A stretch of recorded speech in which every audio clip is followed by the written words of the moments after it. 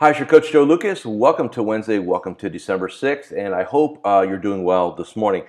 I had a lot of things I wanted to cover today, like various topics. My brain, I woke up this morning with kind of all these, what do I want to share?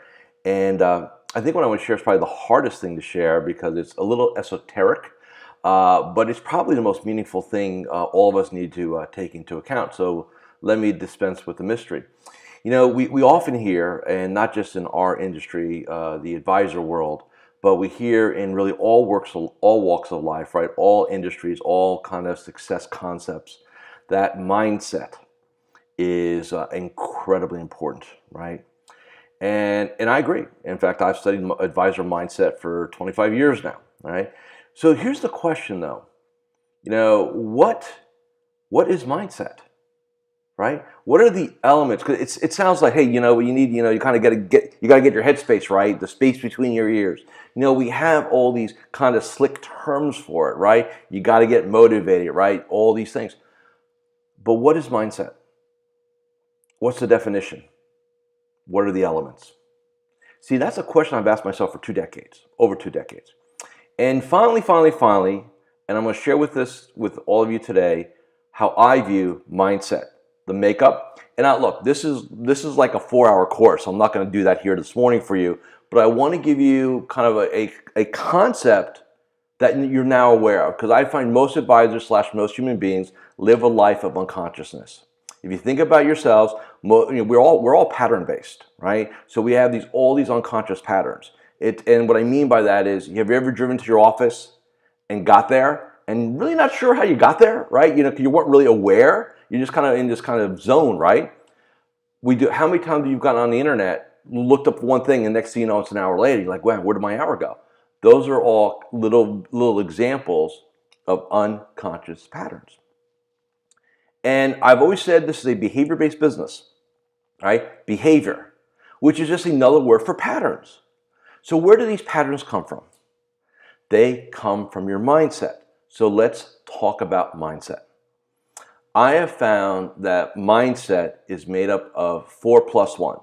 4 core 4 elements, and then one very important definition. Let me give you the core 4.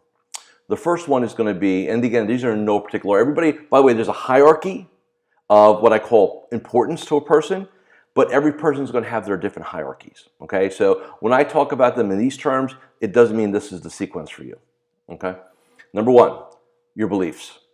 What you believe about what you're capable of, what you believe about what you deserve, what you believe about this industry, what you believe about people, what you believe about this country, the economy, life, business, your global belief set, right?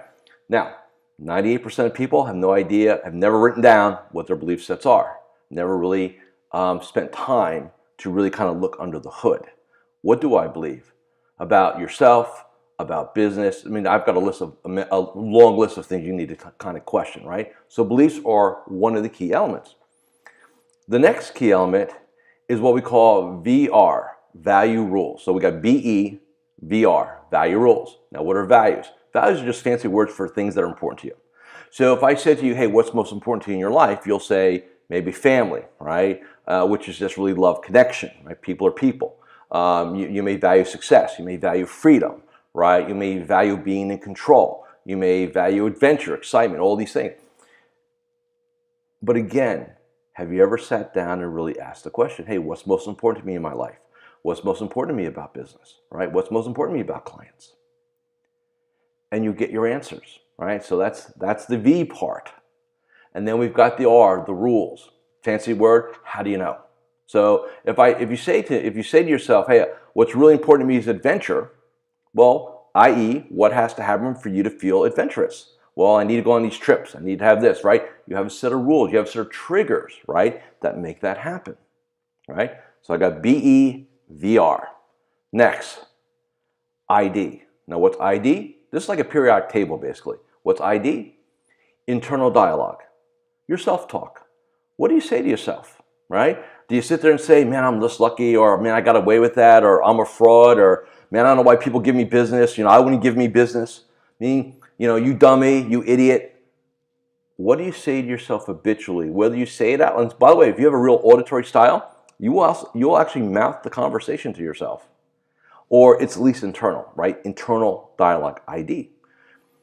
How you talk to yourself influences you. So if you're sitting here saying to if you're sitting here saying to yourself, you loser, man, you've been at this thing 20 years, I've been, 5 years, what's wrong with me? How come I can't go forward? How come I can't get a breakout? It's a Q&A, right? You ask questions, you get answers. Even though you don't get them out loud, your brain gives them to you, which probably does not serve you, right? So 1, 2, 3, right? ID. So VE, VR, ID, last one, SI. Now what's SI stand for? Your self-image. The man or woman in the mirror. Okay? So here's the deal.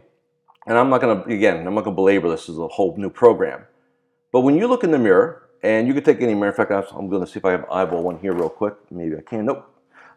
If you can eyeball a mirror, what do you see? When you get up in the morning first time, and you look in the mirror, what do you see? Do you see a successful person? Do you see a deserving person?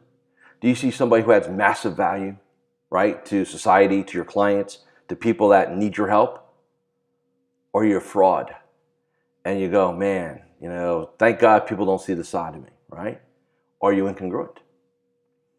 See, that's the fourth element of mindset, right? Self-image. And like I said, there's a hierarchy, right? So for some of you, self-image may be the most important influencer. For some others, it may be ID. For some of you, it may be your values rule. For some of you, it may be your belief set, right? What you believe. Everybody's got their own personal recipe, but these are the core 4 ingredients, okay? Now, remember I said there was a definition, 4 plus 1. So here's the 5th element, right? Which is not a core 4, but it is a very important definition you need to think about for yourself. How do you define failure? What's failure to you? Because how you answer that question to yourself, I don't need you to hear you say it. But what I need you to ask that of yourself is, what is the answer? Is failure the lack of achievement, not accomplishing your goals, getting a no, getting rejected, losing a situation? What's failure? Because if you have a very, what I'll call easily triggerable definition of failure, I can tell you, you do not go for it. You play it safe. And the reason why you play it safe is you're so concerned about failure. So many people in this industry come to me and say, Joe, I don't want to fail. I want to hire you because I don't want to fail. And I said, that's the exact wrong reason why you want to hire me. Because my job is to get you to fail massively. And people are like, what? Because if we have a great definition of failure that empowers us, it's just the math, right? Think about that. So like for me, my old definition of failure was not achieving goal or / set outcome, right? That was and so with that definition, right, or I get rejected, right? I failed. I failed to influence someone. I failed to get a yes. And when I looked at it for myself, I realized that, man, that is a very, very disempowering rule, right? Definition. So what I did, I rewrote it. So what's my new definition of failure? Not only do I fail to achieve my outcome / get rejected, but I don't know why. In other words, I didn't learn anything, right? I'm stupid in, I call it respectfully stupid in, stupid out. I'm just as dumb, right? So if that's the case, then yeah, I failed. But if I can ask some follow-up questions why something didn't happen, do a little debrief, I'll learn a couple things, I don't fail. And when you lift that weight off your back, it is like a whole new world. Now, I have a term for this. It's called MyOS.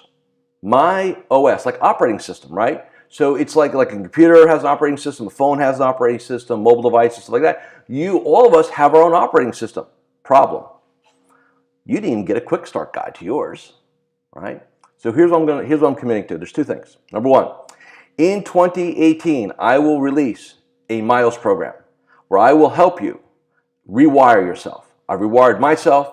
I've rewired many of my clients as we started this process 6 months ago. We're in the process of validating it. It works, right? Number 2, if you don't want to wait that long, come to business planning in Orlando. We're going to spend 2 modules on MyOS, right? Or go get the home study course. Either way, and look, this is not a pitch. I'm just telling you, this is how important it is. If you want excellence in 2018 and beyond, don't sit there and delude yourself saying that, you know what, I'll just work harder. Dude, you've been saying that for 20 years.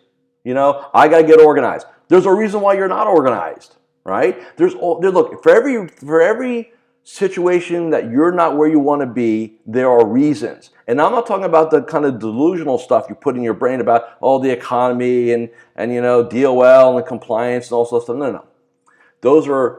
That's the smoke screen. Your MIOS, your OS is the issue. You want to unlock your full potential and economic abundance? BEVRIDSI, and how you define failure. Have a great day.